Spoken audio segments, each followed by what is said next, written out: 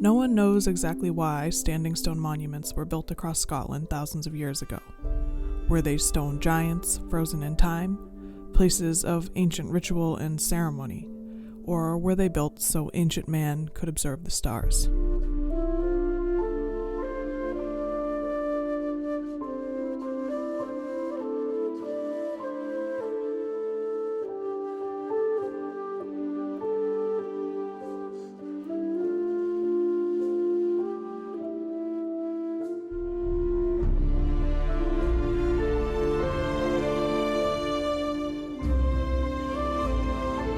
Today I'm trying my hand at making an edible version of Scotland's ancient standing stones. I'm making a light and airy angel food cake as the dessert's base. To start, separate 12 egg whites. Keep the yolks in a separate container to use later. Pour the whites into a bowl of a stand mixer fitted with the whisk attachment. Add in a pinch of salt. When the whites have reached soft peak stage, stream in your sugar and whisk on high for 10 minutes. Then add in 1.5 teaspoons of vanilla. In a separate bowl, sift together 175 grams of flour and 160 grams of sugar.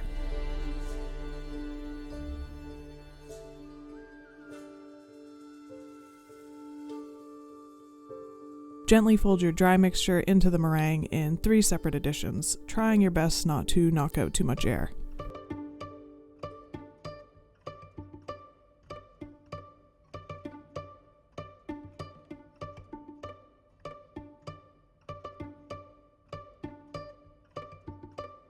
With angel food cake, it's really important that you do not grease the pan. Instead, simply line the base of a pan with parchment and pour in your batter. I'm using a small spatula to gently level out the cake, then baking at 300 degrees Fahrenheit or 150 degrees Celsius for approximately 30 minutes. Once baked, the cake will be lightly golden on top and springy to the touch. I'm just using a small knife to release the cake from around the sides of the pan, then I'm placing it on a flat surface so it's easier to cut into portions. To plate my standing stone desserts, I'm using these small wooden boxes, so I'm going to measure and trim my cake to fit. Then I'm pressing the pieces of the cake into the base of each box.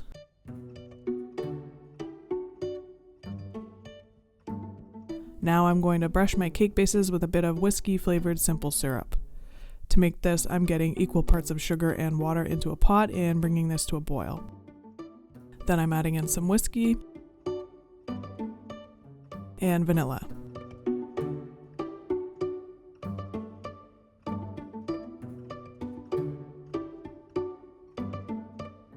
Now I'm just using a pastry brush to brush the tops of the cake with the syrup. This keeps them from drying out and also gives the cakes a really subtle whiskey flavor.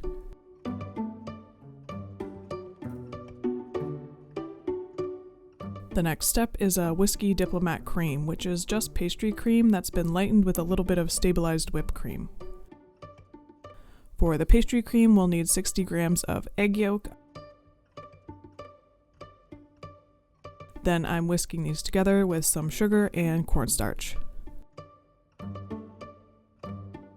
When you first start whisking, this will look really dry and lumpy, but trust the process. As you continue to whisk, it comes together and eventually looks light and fluffy like this. Now I'm heating 250 milliliters of milk, 2 teaspoons of whiskey, and 2 teaspoons of vanilla until it comes to a simmer. I'm using a tea towel to create a little nest for the bowl with the egg mixture, so while I'm whisking, the bowl doesn't move all over the table. I'm going to slowly pour the hot milk into the eggs while whisking to temper the eggs and keep them from scrambling.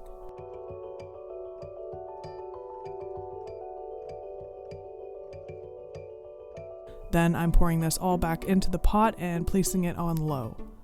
I'm whisking this constantly until the pastry cream begins to thicken up, and when it's mostly thickened, I'm going to remove it from the heat and continue to whisk until smooth.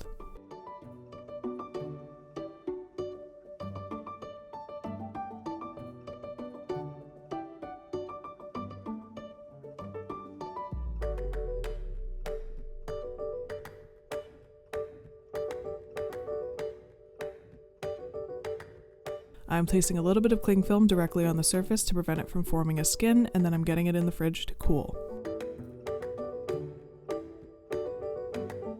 To make the stabilized whipped cream, I'm combining 1 teaspoon of powdered gelatin with 2 tablespoons of water and leaving that to bloom.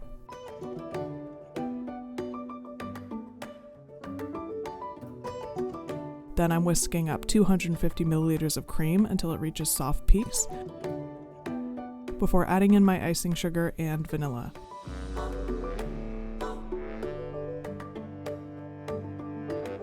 The last step is to just melt the bloom gelatin in the microwave for about 15 seconds and whisk that through.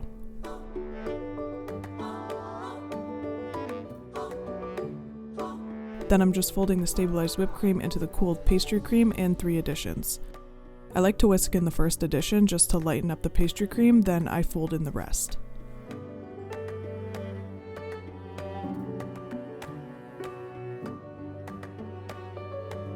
Once the Diplomat cream is ready, I'm spooning it onto my whiskey syrup soaked cakes and using a small spatula to level it out.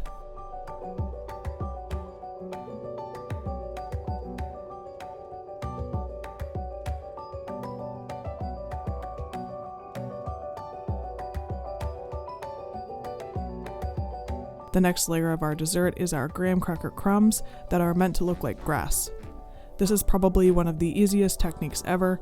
Just combine some graham cracker crumbs with green food coloring and either pulse it together in a food processor or whisk it together by hand.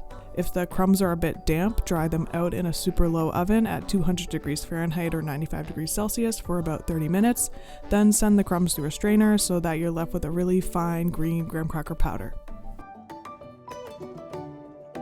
I decided to make the Standing Stone's whiskey caramel-filled chocolate bars. I couldn't find a mold, so I'm just making my own using an egg carton and some tinfoil. I'm crinkling and forming the tinfoil into little rectangular Standing Stone shapes.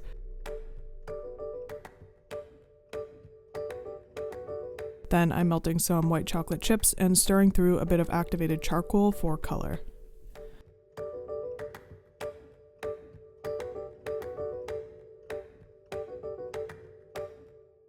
Now I'm just taking a pastry brush and brushing the insides of my tinfoil molds, making sure to get all the little nooks and crannies so there aren't any holes in my chocolate shells.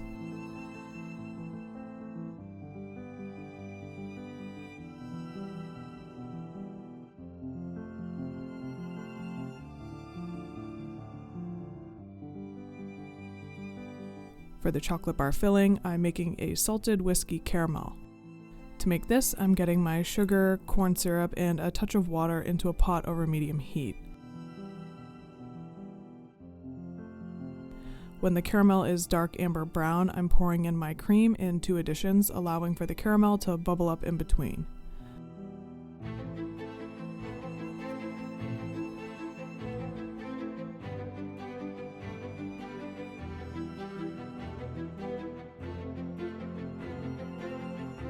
Then I'm adding in a little bit of butter,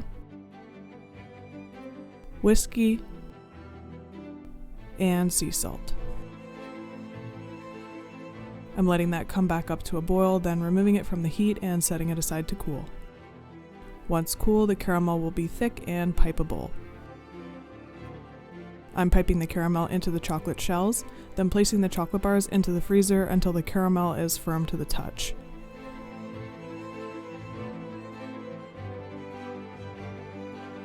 Then I'm using some more melted chocolate to cover and complete the chocolate bars. Now all that's left to do is to put everything together.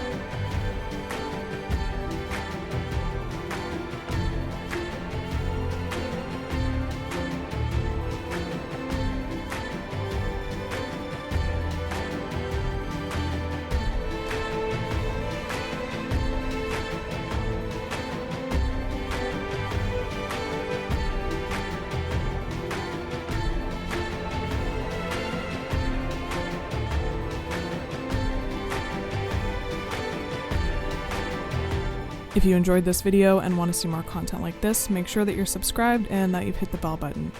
If you'd like to support me in creating more series like this, consider becoming a patron and connecting with me on Instagram. Links for both are in the description box below.